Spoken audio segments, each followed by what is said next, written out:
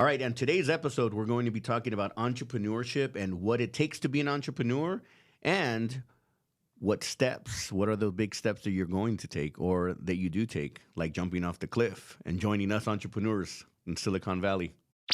It's Mauricio Mejia Live. Entertainment guru, Silicon Valley entrepreneur, author, and speaker. It's Mauricio Mejia Live.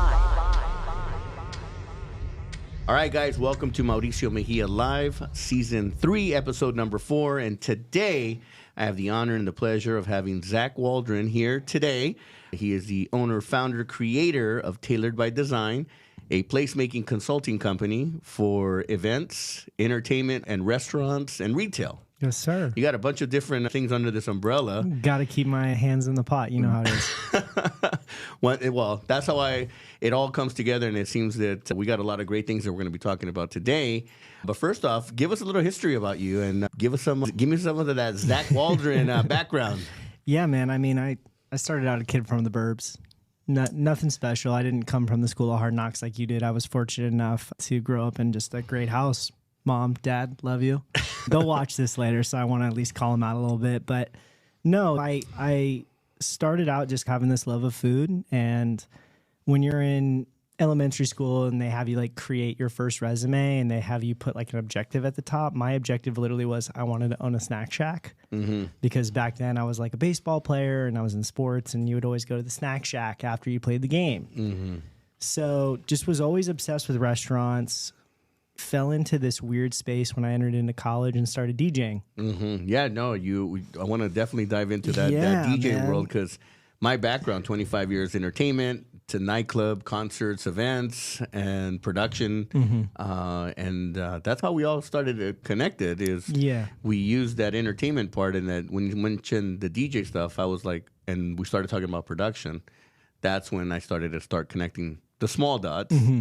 Then which is going to lead into some of the bigger stuff we're going to talk about later on. Totally. And I think when you enter into that kind of nightlife scene, for the positives and negatives it has, you learn very quickly there's a level of hustle that it requires in owning your own business. You might be like a talented person, but if you're a DJ, you find out very quickly you're not just there to play music, right? No. You're there to network with the promoters, to provide value to the venue, to curate a particular environment that then leads to a fantastic night in hopes that you then generate a relationship and generate ongoing business, which is set a pretty core foundation to basically how to operate in any business sense, right? Like if you're a promoter, they always say like, if you're a baseball player, you're only as good as your last at bat. Like, that's right. It's the same thing in the nightlife industry. Like, Absolutely. As a DJ, you're only as good as your last set. That's as right. You're an event management person, like you're only as good as your last event. Yep. And hopefully, through curating relationships, you have a sustainable business model. Right. Well, there is a hustle in the business, right? Because every week it's different, and every week it's a different vibe, it's a different energy. And we become the master. I call it the orchestrators, the ringleaders, mm-hmm. right? As the owner-operator, it was my job, to greet everybody that came in, and it was my job to also work. And that's how I started my career. It was the promoter-DJ relationship. My job is to bring all the people in. Your job is to take them on the ride. Mm-hmm. And at the end of the day, the goal was to make sure that the club or venue made as much money as possible, because you don't always want to keep the dance floor jam-packed, because then the bar's not making any money. Mm-hmm. Totally. So there's a whole formula to it. And then you learn to master that formula. And I've never had the patience to be a DJ. That's why I know all the music. I know how to mix. Yeah. I know how to do it.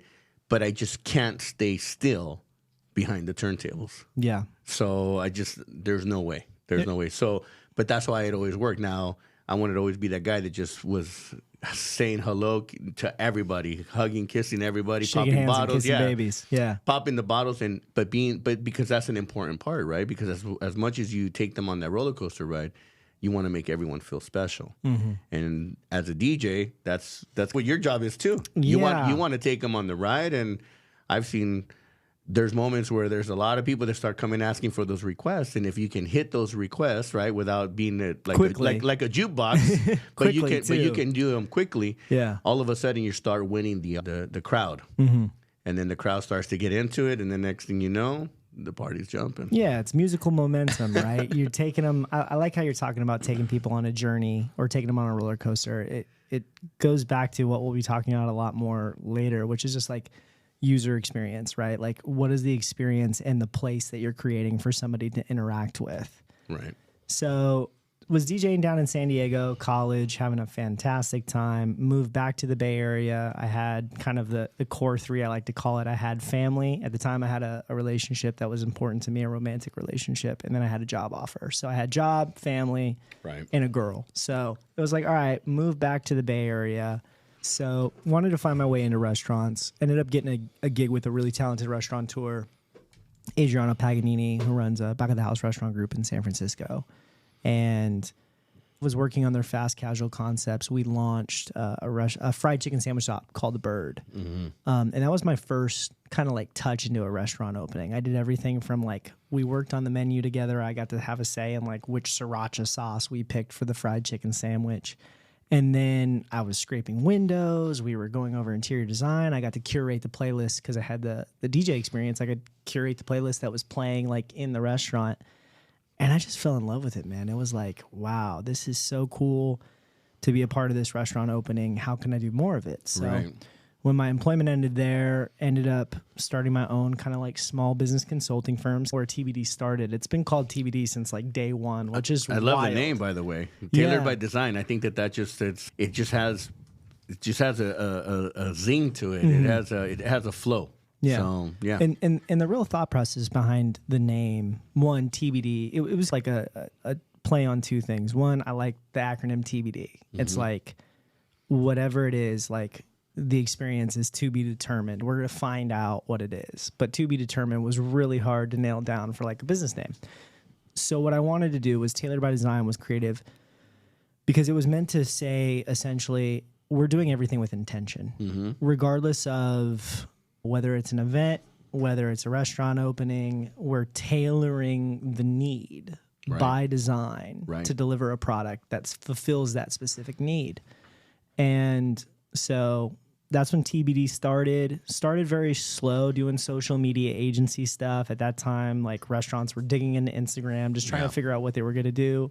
So working with a lot of small business owners, and then got quasi recruited / like busted down the door to work with Chef Michael Mina with the Mina Group, and kind of came into a job at the time. I didn't recognize it, but at the time I was wildly underqualified for.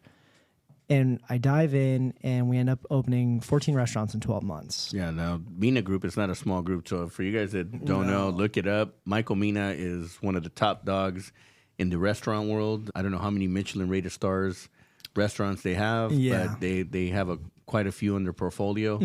And I've been to many other restaurants. I mean, you walk out, it's like orgasm food, eating, I mean, just orgasmic, right? It's just, everything has a full explosive flavor and the quality, right? So, and I wanted to actually comment on Tailored by Design. When I think of Tailored by Design, I'm thinking like a tailored suit, right? It's custom.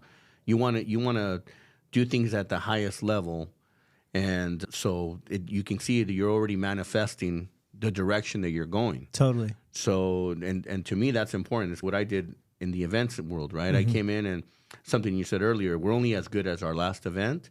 And that was something that one of my mentors taught me. He was the godfather of nightlife. I mean, this guy started in the nightlife industry before I was even born. So, and the point is that he taught me a lot of those principles too, is do things at the highest quality. And don't waste your time on the small things. Do things, if you're going to put that same amount of time and energy, focus on bigger things, bigger risk, bigger rewards, going where you're at, right? You're tailoring by design your lifestyle and where you're going, and look what you manifested. You land with the Michael Mina Group.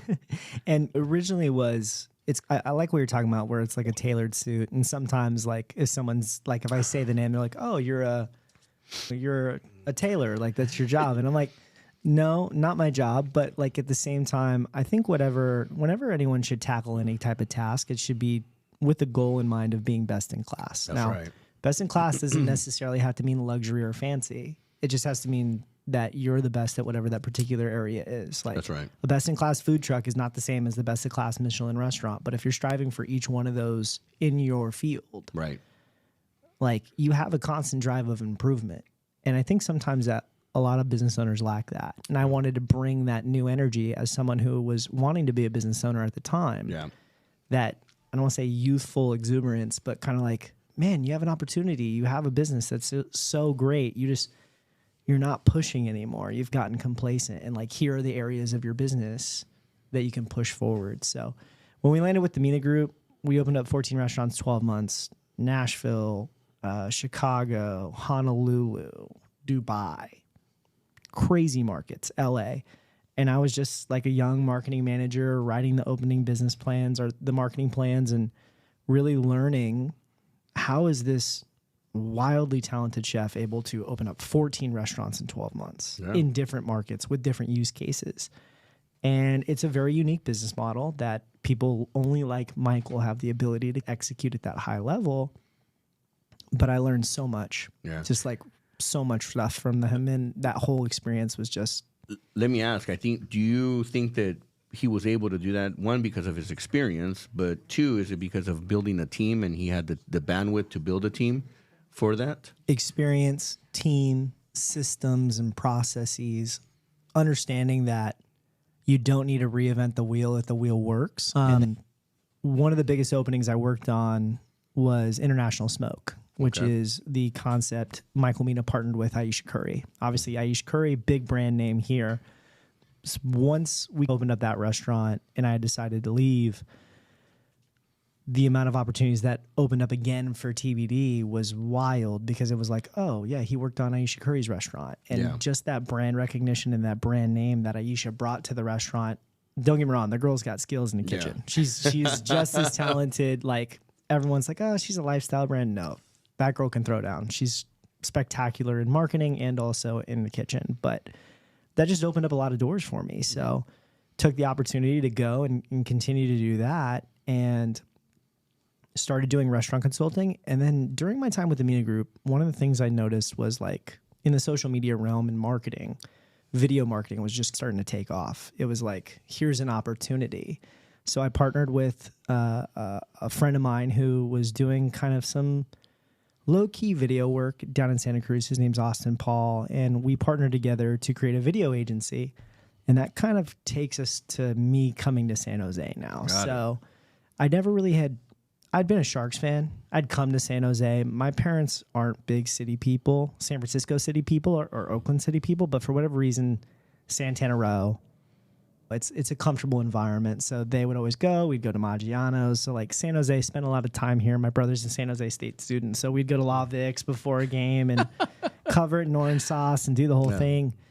And I was at a restaurant in San Francisco. I'll never forget this. One of the projects I worked on with the Mina Group was a food hall called The Street, which was a food hall in the heart of Honolulu in the international marketplace. And I got like one day off. I was there for, I think it was like 45 days. And during those 45 days, I got one day off. And I went and toured this different district within Honolulu called Kaka'aku. And at the time, they had just finished a street art festival, which was at the time called Powwow Worldwide. Now it's called Worldwide Walls.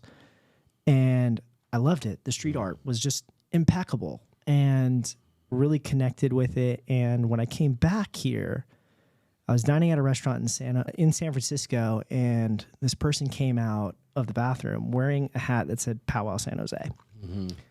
Basically cornered this woman coming out of the bathroom. I was like, wait, San Jose has a powwow? What? Like, probably was frightening to her. And it ended up being Stacy Kellogg, who's one of the directors of SJ Walls and a dear friend of mine now. And I said, hey, I'm going to use the restroom real quick, but when I'm done, like, I want to get involved with SJ Walls any way I can. And ended up doing some of the video work for SJ Walls that then led to doing some video work for Visit San Jose, which then led to like consulting for Visit San Jose on a couple of different projects. And then got connected with Gary, who's a business partner of ours, and it was a cold email. Yeah, well, and by the way, on the whole Gary, before you go deep into that, so far the history that you've shared, it's been a journey, right? And then Zach, you're not that old, man. You're young, and you've been blessed to have this young experience and lots of great experiences, and then Definitely. to have some of the great, probably one of the greatest chef or restaurant operators to have mentored you, to have had the experience, because all of that is, again, part of your manifestation. You're part of where you're going as an entrepreneur, right? Because your entrepreneur spirit has already been awakened from a long time ago, whether you knew it or not. Totally. And when you started your consulting business, and that's what today's about, right? It's talking about entrepreneurship. It's talking about what does it take, and then the big one that's coming soon, right? It's jumping off the cliff, and which I made when you made the big decisions, right? I said, well, welcome to the team, buddy, because now you better learn to fly, because it happens, right? Yeah. Gary, and I'm looking forward to having him on the show here. We're actually working on a project, all three of us, because we got some big things planned for the future. Fingers crossed. Yeah. Yeah, no, it's going to happen. I've already thrown it out there, and it's coming back. The universe is going to bless us with that one. Gary Dillabov, depending on how you want to pronounce it. Big Gary D. Big Gary D. I like that one, yes. Talk about someone that has big thinking, global thinking, who is now mentoring both of us. Yep. Along with his business partner, Jeff Arriaga, along with Tony Ariola, Mark Lazzarini. Yep. We got 4 of the biggest titans in the Silicon Valley in development in downtown San Jose. There's others. Yeah. They want to give credit to. There's the J. Pauls. There's the J. Paul's, Boston Properties, Urban Catalyst, K&T Urban. Like, the list goes on. There's a bunch of groups, but we're lucky to be working with active ones right now that are actively going to be going vertical soon. And that goes into where I know you were going to lead into possibly a consulting opportunity with Gary. Then it just all of a sudden is going to start to unfold to what we're going to go into next. Yeah, so. I had cold emailed. It's wild, man. When I think about those early days as a DJ, it was cold email. Yeah, it's like a cold call, man. It's like swinging the bat, and I don't know why. I don't know if it's my wording. I don't know if my name brings some certain level of comfort, but cold email has been wildly successful for me. Yeah. In establishing new relationships, in mentorship, in business connections. So I shot him a cold email. I had a couple of friends where I was like, hey, want to open up a restaurant, wanted to be in San Jose. I think there's opportunity, which is what I felt 5 to 6 years ago, and I still feel today. Yeah.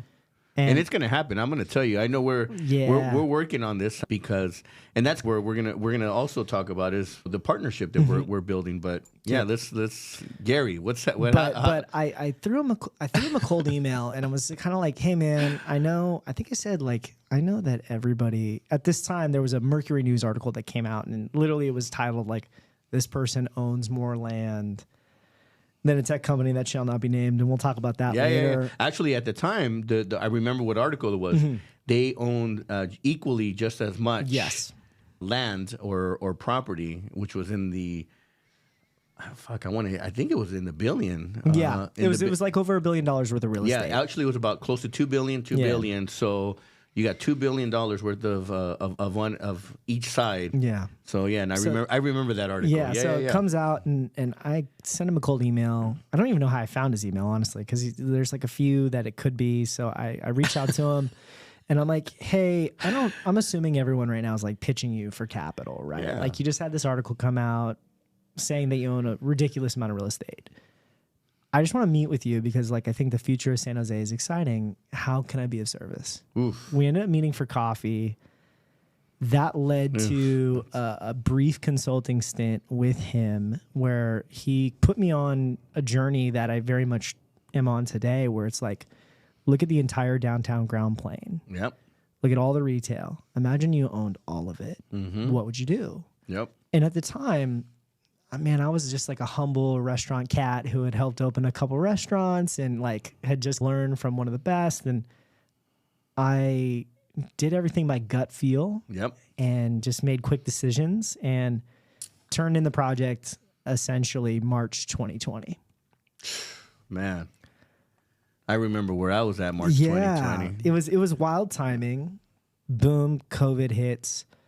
We start this little project. He's like, hey, I want to give back to the community. Let's start this little project. And the project ended up being SJ Ship Kits, which was essentially packaging games, food, variety of other things. And then we were providing it for people that were in need.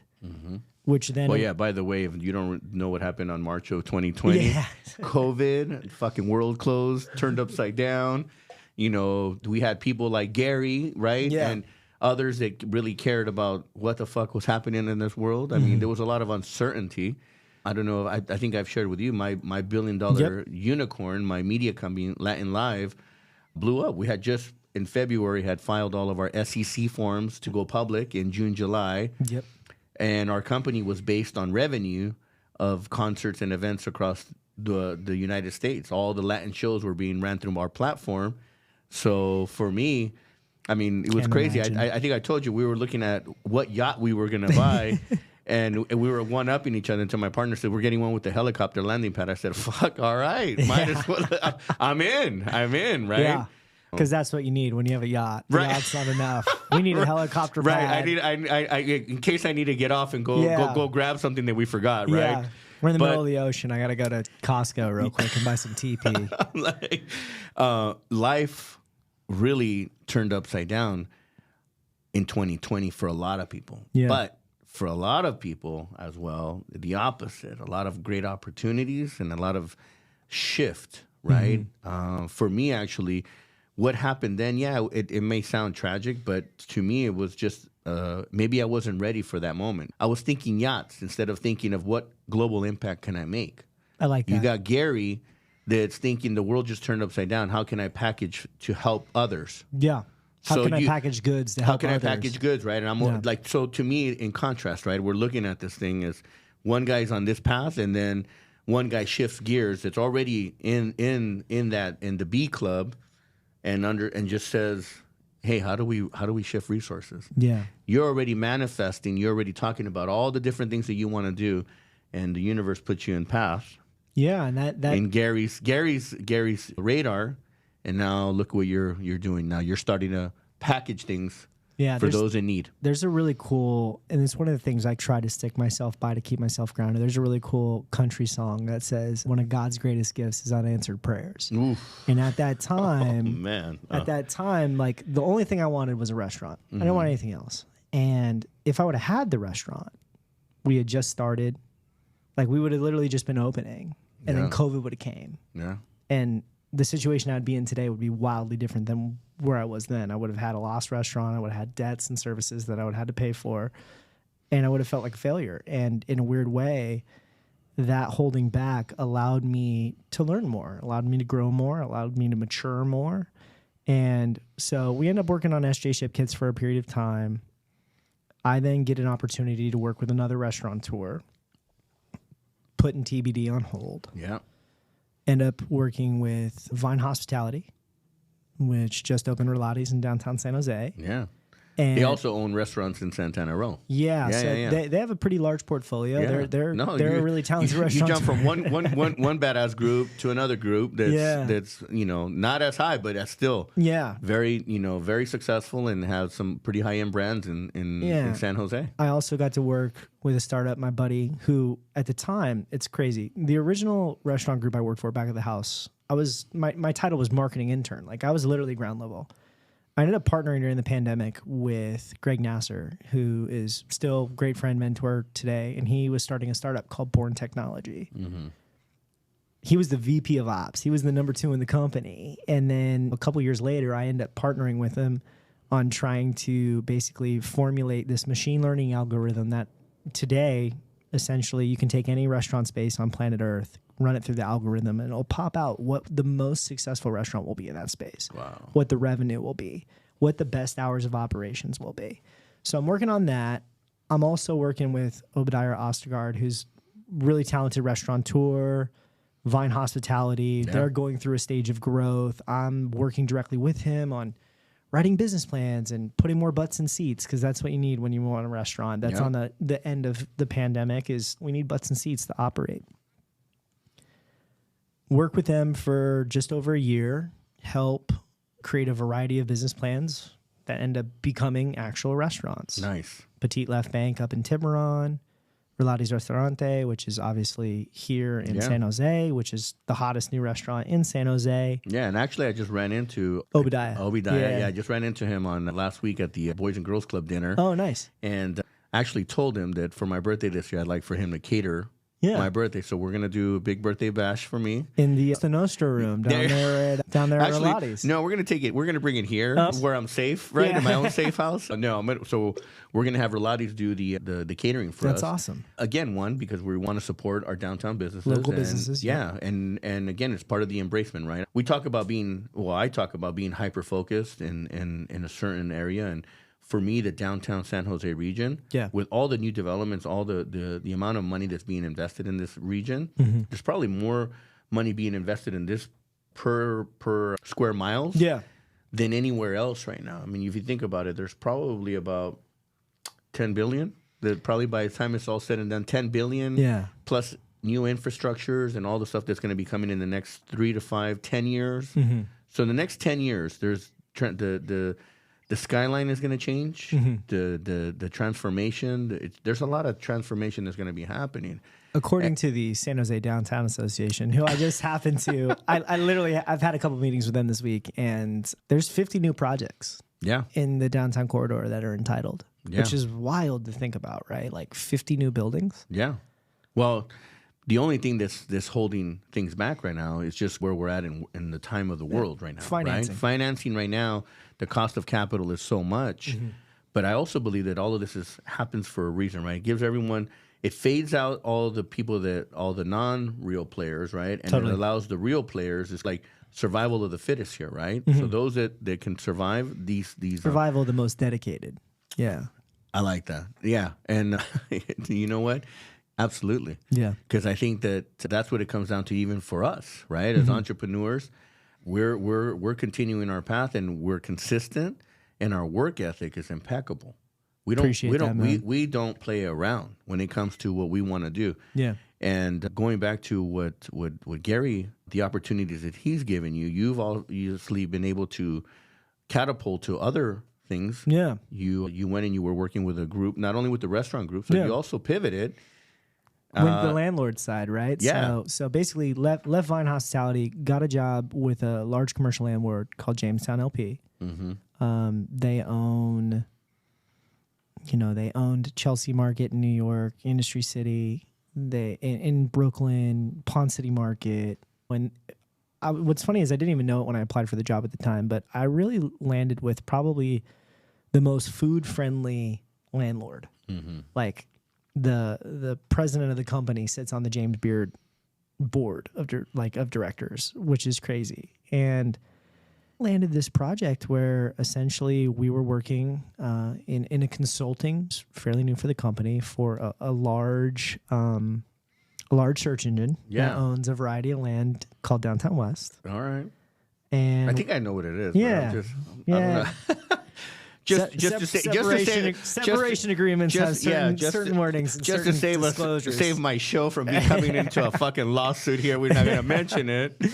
But anyways, it's a big one. It's a big search engine. Definitely. So ended up getting to work in a role with a really talented landlord, learning so much again. Like, what's funny is I find when I'm in an entrepreneurial role, I make more money than if I work for a company. Absolutely. But when you work for a company, if you really put on that learner's mindset, man, you can pick up so much to help inform that next entrepreneurial journey or that next leap that you take. Right. So we ended up launching an events program called Creekside Socials last year. Yeah. We hosted somewhere in the ballpark like 25 events in the span of 3 months. It was right after our block party season, so we'll take a little step back before we jump into that. But last year, we actually, when we have crossed paths, which you had mentioned when we first connected, but we touched base on when I launched the first block party downtown, the historic district. I was working with Eric Glatter over at UVI. He's the former executive director of UVI.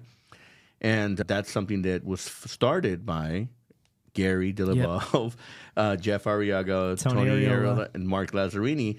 were the 4 founding members of We that. got to get them a nickname, man. I don't know if we call them like The 4 Titans. Yeah, I don't know, Titans, man. the Syndicate, something like that. They just So they started this nonprofit organization. Actually, it was a From transformation Ship from Ship Kids. yeah, That's it comes right. full circle. Yeah. So I remember that Tony's been mentoring me now for quite some time, also incubating some of my projects. Mm-hmm. And next thing I know, he's telling me about these block parties, and I'm just like hearing this from the outside looking in, and I'm just like, it just doesn't sound like it's all well put together yet. So I volunteered and I said, hey man, let me help you. How can I be of service? How can I be of service? Oh man, I love when you say that. Yeah. How can I be of service? And when I sat down for the first meeting in the office, that was actually the first time that I got to meet Gary. And we got to sit down at the table, and I got to see when he started whiteboarding stuff. I was like, "Oh man, you're the same. We're the same from the same. I love to whiteboard. I love to shoot ideas. I fucking love to talk." And I saw the vision. When I saw the direction that it was going, I was like, you know what? It's going to need my help. Mm-hmm. Let me see how much I can bring to the table. So we kicked off. The first one was in the historic district. It was right after one of the carabiners that they had put together at the Improv, and I think I just came up. yeah, no, perfectly. you were standing right next to Gary. I remember exactly, and you shook my hand. You're like, "Hey, Mauricio, I know who you are. I've heard of you, and I would love to follow up with you." But the confidence level was just exuding, right? I was like, "Fuck, who's this fucking kid?" I'm like, I appreciate it, right? Yeah. But I'm looking at you again. You have this young look, and I'm looking at. But I just appreciate it because I'm thinking like, how would you know me? You look too young to know me, right? Because I'm in my mind, right?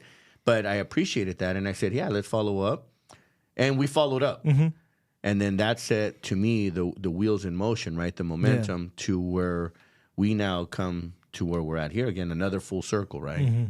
Where as we finished the season, we did 4 block parties last year. We did Historic District, we did the Sofa District. We did San Pedro Square, Little Italy. and then we did the last one at Little Italy. All of them were very successful, and all of them were well attended. To then, as soon as that was done, around that time you had started. You were kicking off Creekside Socials. in the, right across from the SAT Center, downtown West. Downtown West, and it was like all eyes were now on like, oh shit, who's just popping off like these block parties now? Like what, right? Like, and what I want, with the curiosity is like, what can we learn from working with a no budget to someone that probably had an unlimited budget or not necessarily, but or a bigger budget. It was important for us to make impact. Yeah. I think anybody who's hosting whatever it is, right? Yeah. Whether it's J. Paul launching Feast Mode last year, Yeah. whether it's the UVI block parties, whether it be Creekside Socials, the whole point of it is really to have impact. Right. And I think that Creekside Socials, I would say did a good job. I think they did. What's funny is most people didn't know. Like we did the one block party, right? We did the kickoff. Then it wasn't really talked about again. But we had hosted in the ballpark of 25 events in the span of 3 months. Yeah. Like it wasn't just we did one. We did one that was obviously larger and had. Well, it was a kickoff. It was the kickoff, right? Then the way I looked at the rest there were just a bunch of little micro events. Yeah, right? we were trying to. There's a really Stacey Kellogg bringing it back full circle. Empire 7 Studios. If you guys don't know, now you know because they're the best. I love Empire 7. I think they do a fantastic job in the art scene here in San Jose, which is one of the very few scenes that I think are thriving. But she said one time to me, what they do really well, what Empire 7 does really well, is they celebrate a variety of subcultures within San Jose. I've learned that is what makes San Jose so special, right? There's a variety of subcultures of people that are doing very interesting things within their own particular niche. And Creekside Socials, from an event standpoint, I think did a really good job on celebrating a variety of those cultures, right? In those topics, right? Health and wellness. We were having yoga pop-ups. We did a kind of like essentially a scavenger hunt run. And then we also, like the day before, had a lowrider event where we released the ABCs of lowriding, which was a lowrider's children's book, all the way to like having Empire 7 did a variety of art classes on our site, intro to spray paint, intro to macrame, intro to wheat pasting with a lot of talented local artists. Yeah. And so Creekside Socials was a learning curve and something that I'll take with me. I think it was working with Jamestown. they are one of the most involved landlords. Can't say enough positive things about what I learned there, the people I worked with, and I'm really proud of what was put together at Creekside Socials. I think it was solid. I think Gary said it best. You got to go get your PhD.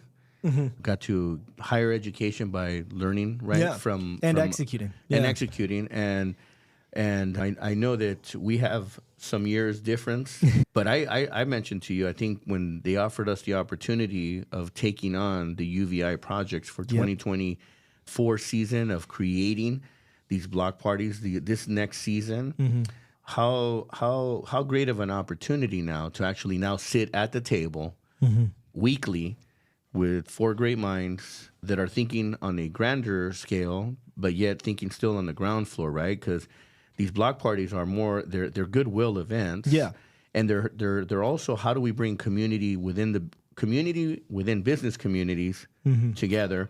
It's all about collaboration, man. So that they can also learn how to work together versus creating these silos for themselves.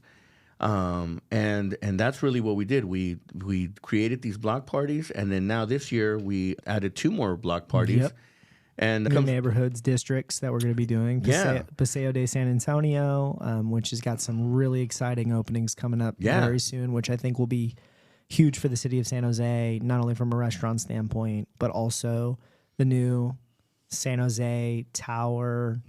That's going to be taking over there, bringing some of the college campus into the downtown corridor. Yeah, no, there's a lot of great stuff that's coming that I'm really excited. And then it got you to going back to entrepreneurship, right? And then you taking the next big steps as this opportunity comes, right?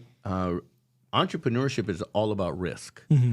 And that's really what an entrepreneur is we're willing to take those risks. And that's why I say I use the analogy of jumping off the cliff, right? Because that's really what it is. You just run and you jump and you better learn to fly because it's not forever the free fall. Yeah. And that also allowed you to re-flourish tailored by design. Yeah, what I'll say is, you know how there's that nervousness whenever you're jumping off a cliff, I saw it. I saw the nervous, the nervous twitch on you, but and it was. I don't want to say it was funny. But I mean, for me, I've been an entrepreneur since I was a kid. I've never had a job, and the only job that I had was I got to work with mentors. And I got paid for for what I was doing, but I never looked at it as a job. And for me to reach high pinnacles in my early years, it just so when I saw when we proposed, what we proposed and it was accepted, that to me was a small win, but it was a small win in the right direction because now it opens up a whole bunch of other doors to a lot of other great things. Yeah, totally. So tailored by design, to me, just kind of it blooms again, right? It goes through its seasons, and at the same time, it allows me to get into a creative space, which then allows me to then start thinking, well, what can I do? Because I'm not going to use my name. It's not going to be a Mauricio Mejia and Zach Waldren presentation. It's going to be a tailored by design along with what? And to me was, let me keep it simple, right? Keep it simple, stupid. I was like, I'm not trying to give it some real cool factor name because we're trying to just sell simplicity. San Jose Live, right? Why? Because that's what we want to do. We want to make San Jose Live. I don't want to say again, but we really just want to bring out that vibrancy again now, right? Yeah, let's can we touch on that a little bit? Yeah. A couple different things. Going back to the nervousness or the nervous twitch, I'm fortunate enough that from my family, however I was brought up, I have a pretty strong, confident demeanor about myself, and sometimes I think a little too much, but I love it. But I love it because no, it's good. I mean, I don't know about that. I love it because sometimes I think this fucking cocky motherfucker. But you know what? I've always loved that. Yeah. Why? Because I'm that way too. Totally. Because we can walk into a room and we can command presence, and we know how to direct. It's not we walk into a room and fucking shit all over the place. We walk into the room and respectfully we can speak to the guy behind the kitchen or behind the bar, or we can speak to the guy that's running or orchestrating to the point where we can speak to the ownership and be on a relatable on all levels. For me, it's just like where my confidence is founded, right? I think it's founded in the love I have with my family. I think it's founded in my faith, and I think it's founded in a variety of different vehicles. But, you know, that nervousness of naturally like jumping off the cliff also at the same time felt like a coming home party. Yeah. Right? It felt very much like I'm stepping back into the role of where I really am supposed to be, also predicated on like when the mission is bigger than you are. Yeah. Like, for me, the mission I have for Tailored by Design isn't just founded in I want to be successful. Right. Because if that's like what you're founded in, it's never going to work. Never. Because like Never. define success, and success is like the dog chasing its tail. Like the next thing is always going to be just like the next thing. Yeah. So for me, finding a mission specifically around San Jose and specifically around creating great places was the mission was bigger. So there was a nervous twitch naturally. Like, hey, there's a certain income stream that's cutting off. That's going to be different, but it also felt like coming home. And listen, man, any time that you're starting something new, there's that nervousness, right? Mm-hmm. Look, when we sat down at the table and they said, yes, hey, you guys are doing it, we're like, oh shit. They went for it? Oh, wait, now we gotta do it? Now we gotta produce, right? Totally. And now it's showtime because the wheels are in motion now, forward. Totally. So there's no, oh, hey guys, by the way, no, it's not gonna happen. No, that shit doesn't happen here. It's now you're doing it and we have to perform. And that's the exciting part, right? Because that's the fuel. I call that's my rocket fuel. That's the rocket fuel that's gonna fuel us to now take it to that next level, to build the collaborations, the partnerships, right? With all the different groups.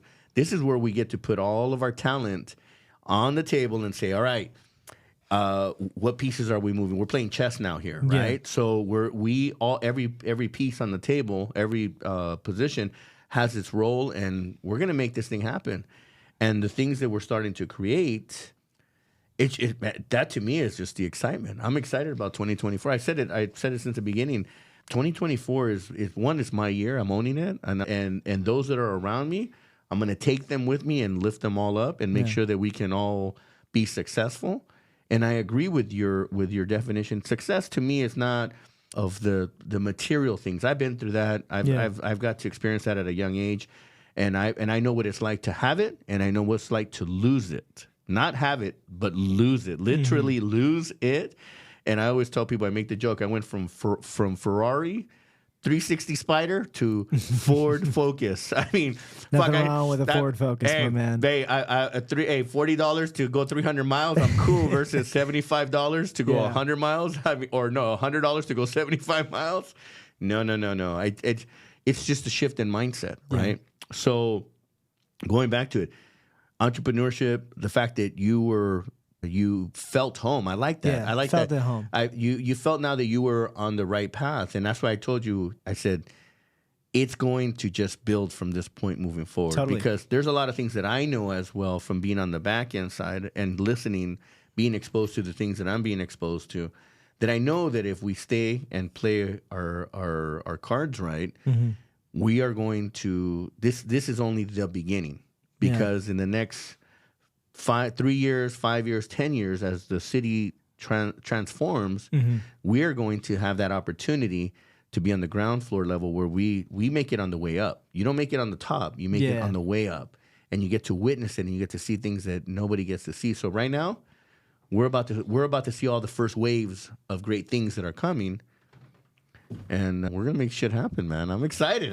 It's gonna be a fun year. And I think one of the things you touched on is like, I don't want to say that it's San Jose popping off for the first time, right? Like, San Jose's been popping off since the 80s, man. Yeah. It's had its cycles.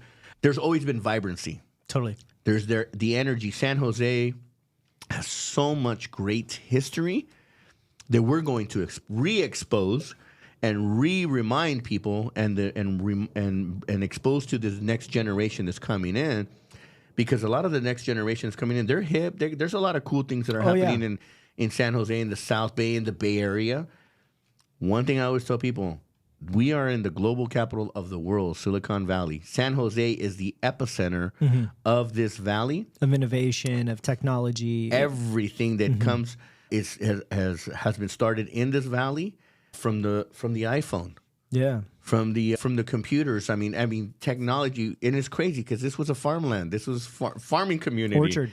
Yeah, it these was were orchards. But to think that something brought all these minds to this area, whatever it may be, what we're going to add to this thing, or we're going to resurface, is the vibrancy, the excitement, music, arts, culture, restaurants, entertainment, all of the above.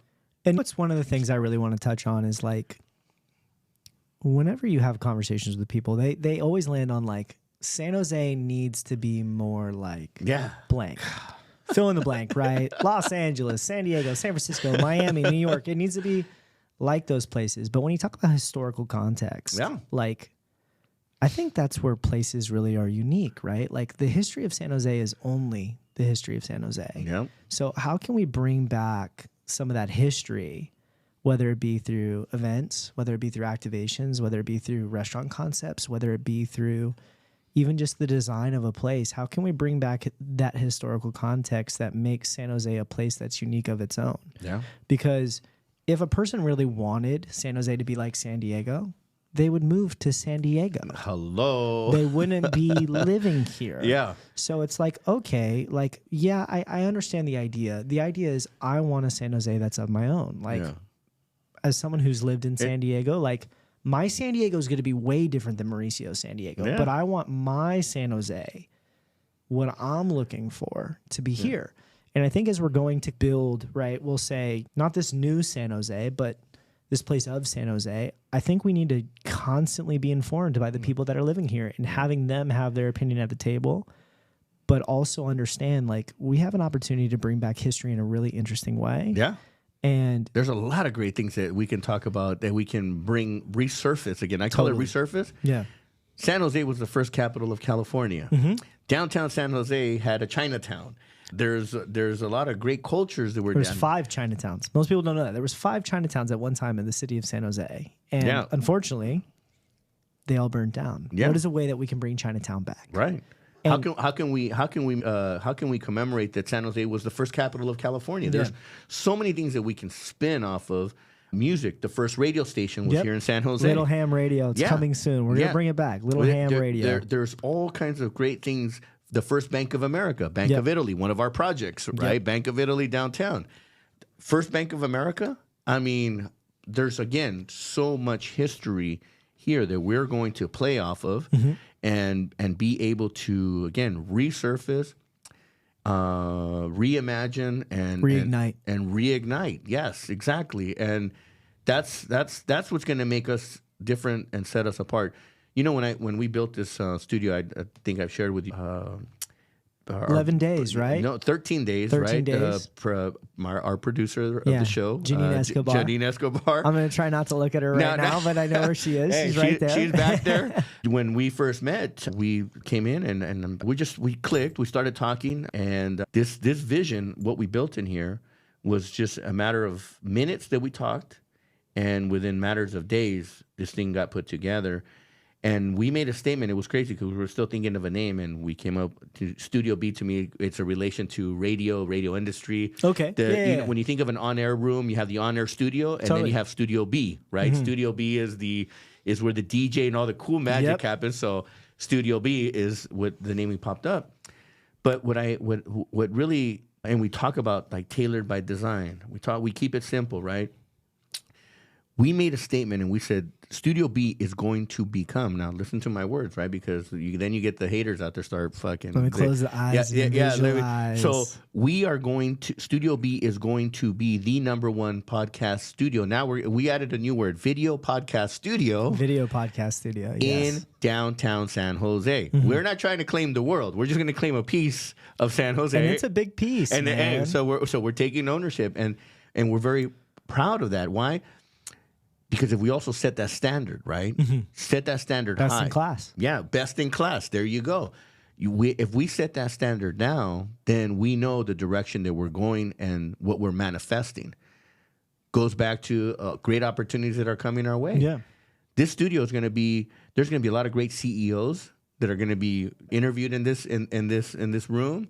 And we're going to produce a lot of the shows that are going to be coming out. Why? Because, again, we want to continuously bring resurface, reignite the history of San Jose. And a lot of the people that we're going to be, we're gonna go through the top 100 list of Power 100. Power 100.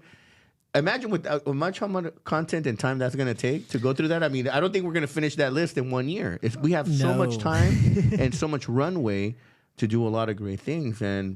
But we have to start building the foundation. We have to set the standard, and we have to build our team. And also, you know, it takes, and one of the things that you carry with you, no matter what work you're tackling, it's like hard work's not hard when there's passion involved, right? Like if you tell somebody, if you would have told Janine, I need this done in 13 days, and she didn't have a certain level of passion behind it, it wouldn't have been done. No. You don't do the late nights. You don't do the power shuts off. You don't tackle those hurdles with a certain level of diligence if you don't have passion towards it. Right. And I think San Jose, certain players, we're not going to say names, just like lack the passion, or they lost the passion along the way, right? And it's like, how can we reignite that passion back into the everyday work of something that at one time you were wildly passionate about? Now, and we will. I think we will. I think that the team right now the team that is being built and the movement that we're creating right now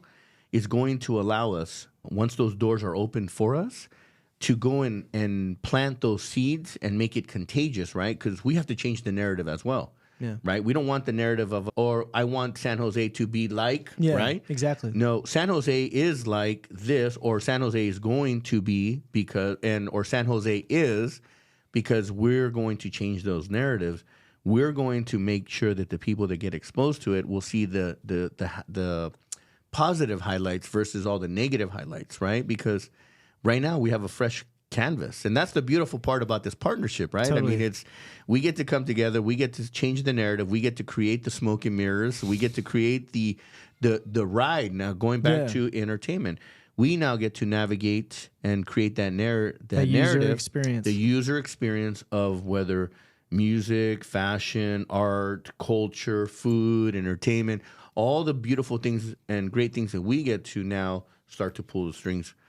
So for me, we're playing the long game here. I'm excited about when the the direction mission's we're going. big, it requires a long game, right? And what did your mentor tell you about if the problem's not big enough, you need to be tackling the big things, because if you were to spend the level of detail on the small things, the same amount of time and energy you spend on the small things, you could be spending on the bigger things, and the larger the risk, the larger the reward. Totally. And that to me is very important. And that's what allowed me at a young age to hit those marks that I wanted in my life, those pinnacles I called.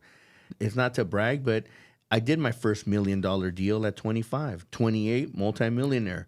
Got to have all those things, but I didn't have the discipline and the knowledge that I do now, that when I lost everything, I was like, but I knew how to make it. It allowed me to get back on my feet quick, right? Get back up.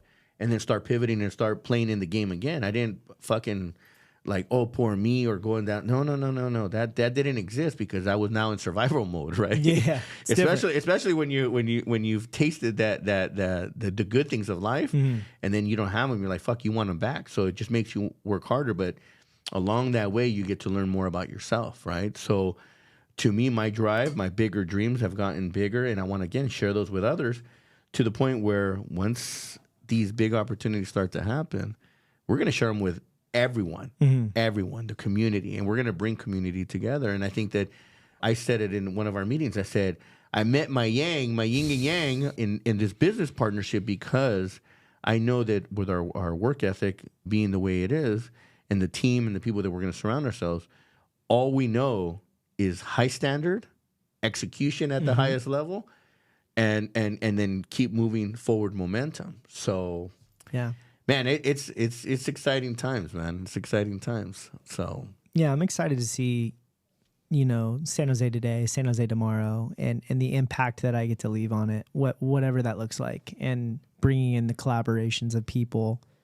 I was fortunate enough at Creekside, I got to do that, right? I got to bring in the people that I really knew were gonna. What's funny is the people that I wanted to bring in. It's one thing to be like, yeah, I'm repping the homies, right? Because I think there's a portion of that that's always needed. We got to keep our street credibility. So like you, sometimes you got to get out of the hood. We got to get out of the hood for some of us, right? You got to. It's a change of mindset.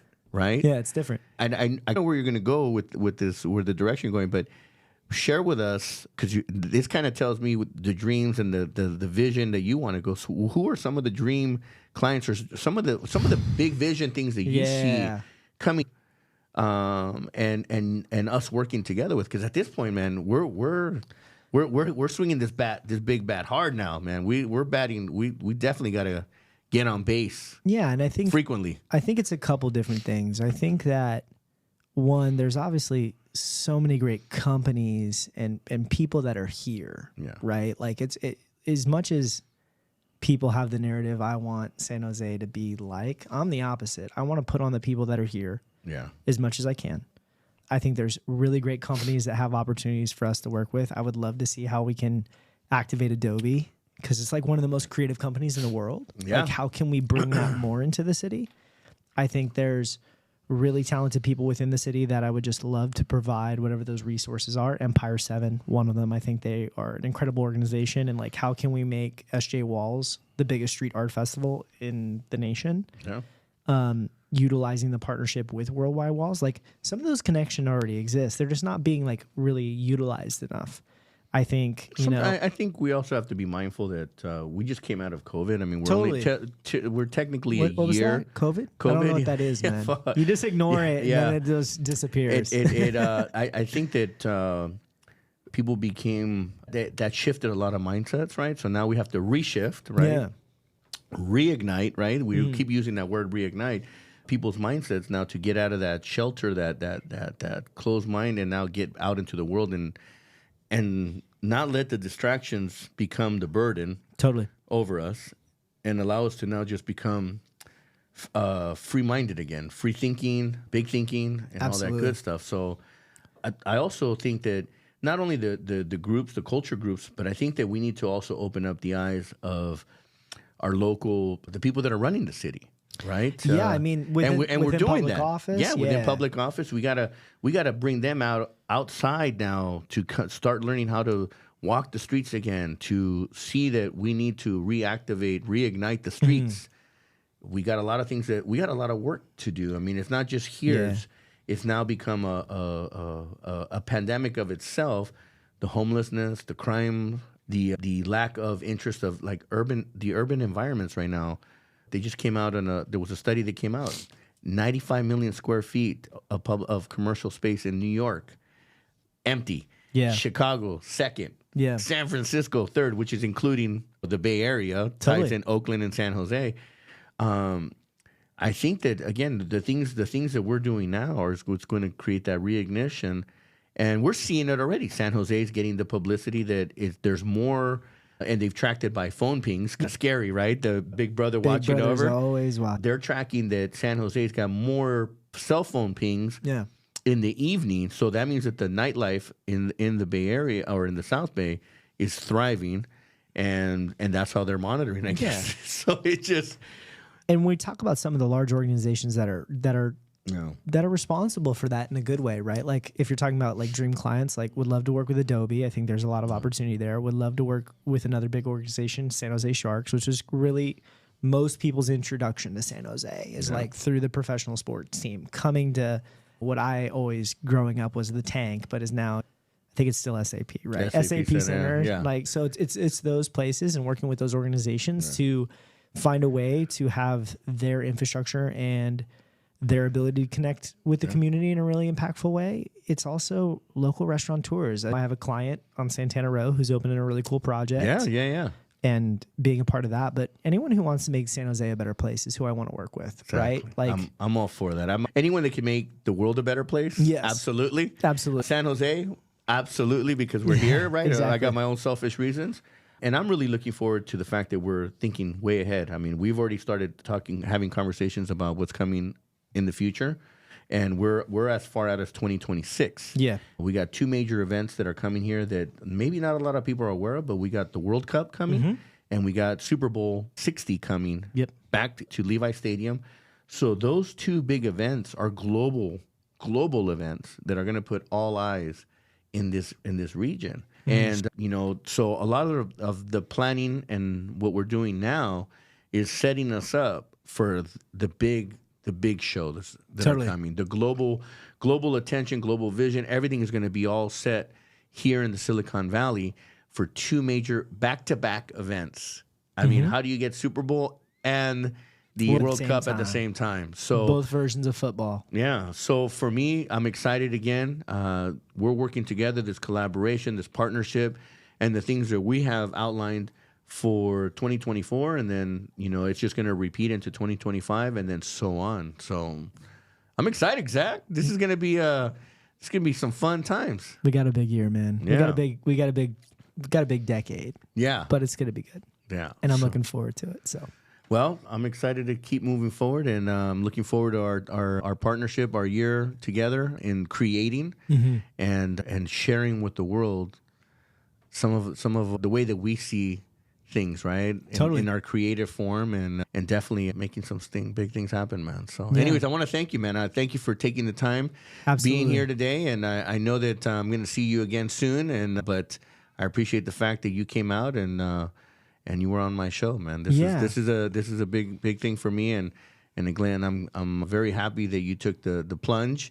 Yeah. And don't use that it's not a fear, but that anxiety or that I call it's like a magic, right? That feeling that it gives you, that butterflies in your stomach. I use that as my rocket fuel. Totally. Because fear it's just I don't even allow that in my mindset. When I feel that way, it just becomes an energy source. And I'm a big faith believer too. Yeah. And my faith only becomes stronger when I feel in those moments of darkness or moments of uncertainty. Yeah. Where I just sit down, I quiet that noise, and I just have my conversation with the man above. Yeah. It requires an act of faith, right? Right. To actually do it. And I ground myself. I just had this conversation the other day where it's like a helicopter, right? It takes control, pedals, and you have to realign yourself to stay centered. Totally. So sometimes we get out of whack and we have to realign ourselves. And once we realign ourselves and ground ourselves, importantly, and then feel connected to our source, the world is unstoppable, man. There's nothing that can hold us back. So, and anyway. thank you for letting me be on the show, man. This has been fun. I got to learn a lot of new things too, and I appreciate that, man. And you know what? I'm just glad that you're willing to share that, of course, with the world, right? Because the world is watching. The world is watching, man. Yeah, and I couldn't be here without your support, without the support of my friends and family, and obviously having, like you said, grounded in faith. Shout out to Vibe Church for anyone that's in San Jose. Looking for a cool place to go. Vibe Church is the spot. So, but by the way, you know that this used to be their headquarters. You told me that. Yeah, it was this such used a to be small world, man. This office or this building, the floor that we're on. Yeah, this actually was probably one of their administrative rooms. So it's crazy. That. Yeah, crazy. 299 Bassett Street, downtown San Jose. Studio B. Studio B. Yeah. Hey guys, thank you so much, man. This has been fun. All right, thank you. And again, I just want to say thank you, everyone, for watching Mauricio Mejia Live, Season 3, Episode number 4, and we got a lot of great guests coming up, and get ready. Every week we got something new for you guys. Thank you again. Mauricio Mejia Live. Mauricio Mejia Live.